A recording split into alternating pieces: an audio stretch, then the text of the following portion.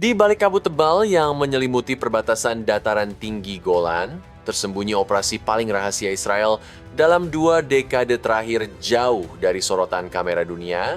Sasaran mereka tak berubah, yaitu Quds Force Iran, milisi Syiah, dan jaringan intelijen bayangan yang berakar kuat di Suriah Selatan. Namun kali ini, Mossad bukan sekadar menjadi mata-mata, mereka turun langsung ke gelanggang. Sejak 2019, Iran terus memperluas pengaruhnya di Suriah melalui 2 jalur utama, yaitu pasukan elit Quds Force dan jaringan milisi lokal yang mereka latih serta danai. Kawasan Suriah Selatan, khususnya Quneitra, Daraa, dan Rif Dimashku berubah menjadi koridor strategis yang menghubungkan Damaskus dengan dataran tinggi Golan, wilayah yang diduduki Israel. Bagi Tel Aviv, ini adalah garis merah yang tidak boleh dilanggar. Meski Israel terseret dalam Perang Gaza 2023 dan menghadapi eskalasi besar di Lebanon pada 2024, fokus strategis mereka tetap sama, yaitu menggagalkan upaya Iran membangun front selatan permanen di perbatasan Israel. Bagi Israel, pertarungan di balik kabut Golan adalah soal eksistensi, dan mereka tidak akan mundur.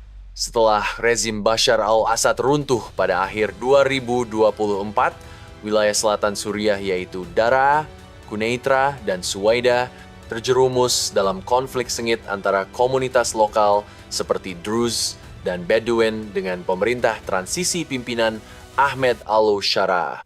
Israel lalu mengambil alih sebagian zona buffer Undov pasca Desember 2024, menolak pasukan Suriah mendekat ke selatan Damaskus dan memastikan ketahanan komunitas Druze di sepanjang perbatasan. Pada 18 Mei 2025, tepat 60 tahun setelah eksekusi Eli Cohen oleh Suriah, Mossad mengungkap lembaran baru sejarah. Mereka berhasil membongkar dan mengevakuasi 2.500 dokumen, foto, rekaman, dan barang pribadi dari arsip intelijen Suriah. Di antaranya terdapat surat wasiat asli Eli Cohen, kunci apartemennya di Damaskus, serta file interogasi yang disimpan selama puluhan tahun. Pada April 2025, laporan Humint dari sumber lokal mulai mengalir ke tangan Mossad. Sebuah jaringan baru terdeteksi, yaitu ex-kombatan Hizbullah dari Kalamaun dilaporkan menyusup ke desa-desa Druze di Quneitra menggunakan rumah sipil sebagai tempat persembunyian. Mereka bukan milisi biasa, beberapa adalah operator UAV dan sinyal Iran bertugas menjembatani komunikasi militer dari Damaskus ke Beirut dan Baghdad. Pada akhir Mei, target utama teridentifikasi perwira Quds Force yang menyamar sebagai penasihat militer Suriah diduga beroperasi dari desa Beit Jin, area strategis dekat perbatasan Israel. Pada 12 Juni 2020, 5 pukul 1.37, operasi dimulai. 4 unit khusus IDF yang berkoordinasi dengan Mossad menyusup ke Beit Jin. Dalam waktu kurang dari 11 menit, satu rumah yang dijadikan pos komunikasi dihancurkan. 1 orang tewas dan 7 lainnya ditangkap. Semuanya diduga merupakan operator logistik Quds Force. Menurut laporan Syrian Network for Human Rights, SNHR, sejak 9 Juni hingga 5 Juli 2025, setidaknya telah terjadi 22 misi infiltrasi darat Israel di wilayah Quneitra, Rif Dimashq, dan Daraa. Operasi ini bukan sekadar pengumpulan intelijen. Targetnya spesifik, yaitu membongkar jaringan proksi Iran, mengacaukan konsolidasi Quds Force, serta melindungi komunitas Druze dari kekerasan sektarian yang meluas. Salah satu operasi pertama terjadi di Manshiat Suwaisa, ketika 3 orang ditahan oleh pasukan Israel. Namun mereka kemudian dilepaskan. Tidak ada tembakan, tidak ada suara, hanya jejak senyap yang tertinggal. Situasi berubah menjadi lebih brutal saat infiltrasi kedua di Beit Jin. Serangan mendadak menghilangkan 1 warga sipil dan menyebabkan 7 orang ditangkap. Mereka kemudian dilaporkan dipindahkan ke wilayah yang diduduki Israel. Tindakan ini mengundang kecaman dari organisasi hak asasi manusia internasional. Operasi-operasi Mossad dan IDF tak berhenti di sini. Dalam beberapa hari setelahnya, sekolah-sekolah digeledah. 15 rumah dihancurkan di Al-Hamidiyah, pos pemeriksaan dadakan muncul tengah malam. Senjata, dokumen, dan perangkat komunikasi disita. Semuanya terkait jaringan penyelundup dan kelompok bersenjata pro-Iran. Semua operasi ini berlangsung hanya dalam hitungan menit. Tim elit masuk, bertindak, lalu menghilang tanpa jejak. Pada 2 Juli 2025, babak baru dimulai. Desa Umalukas menjadi target infiltrasi unit 504 dan Brigade 474. Lokasi itu dikenal sebagai titik koordinasi Mortar Quds Force. 3 operator ditangkap tanpa suara tembakan. Israel menyita senjata pendek, perangkat komunikasi Iran, dan peta rute penyerangan ke wilayah utara Israel. 5 hari kemudian, pada 7 Juli 2025, infiltrasi kembali dilakukan. Kali ini di Tel Qudna Reef, Dimashq. Target mereka adalah sistem relay sinyal bawah tanah. Pasukan komando menghancurkan 2 perangkat komunikasi dan menyita dokumen yang berisi sandi komunikasi Quds Force di Daraa dan Quneitra. Sementara itu, pada 3 Juli 2025, 4 jet tempur F-15 Israel diluncurkan dari pangkalan udara Negev menuju depot senjata Quds Force di Daraa. 8 rudal presisi menghantam gudang amunisi dan bangunan komando.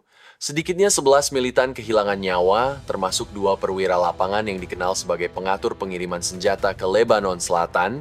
Serangan ini mengirim pesan tegas bahwa setiap upaya Iran untuk memperkuat jaringan di selatan akan dibalas keras. Dampak dari 22 operasi infiltrasi Israel yang tercatat hingga awal Juli meliputi 13 orang ditahan, 1 korban sipil tewas di Daraa, belasan rumah dirusak, sekolah-sekolah ditutup, pos pemeriksaan darurat muncul di jalur komunikasi rezim Suriah. Namun perhatian kini beralih ke Suweida. Konflik sektarian pecah antara kelompok Druze dan milisi Beduin yang didukung oleh rezim Assad. Jalan-jalan menjadi medan pembantaian. Ratusan orang kehilangan nyawa. Dalam kekacauan ini, komunitas Druze meminta perlindungan kepada Israel. Jet-jet tempur Israel menghantam 3 lokasi strategis militer Suriah di Damaskus, Suweida, dan Daraa. Targetnya termasuk gudang senjata, pos militer, hingga radar di dekat istana presiden. Ini bukan sekadar serangan militer, ini adalah pesan politik. Pada 18 Juli 2025, dengan mediasi Amerika Serikat, Turki, dan Yordania tercapai kesepakatan gencatan senjata terbatas. Israel setuju mengurangi intensitas operasinya selama rezim Assad menghentikan provokasi terhadap komunitas Druze dan menahan diri dalam menyuplai logistik untuk Quds Force. Namun bagi para analis, ini bukanlah perdamaian, ini hanyalah jeda. Di medan perang bayangan ini, waktu adalah senjata. Dan Israel dengan Mossad, unit 504 dan divisi 210 terus bergerak dalam kabut konflik. Dari Daraa hingga Tel Qudna, mereka memburu setiap langkah musuh. Operasi ini bukan soal perluasan wilayah, bukan juga soal ambisi kekuasaan. Ini tentang mencegah Iran menjadikan Suriah Selatan sebagai pangkalan senjata baru.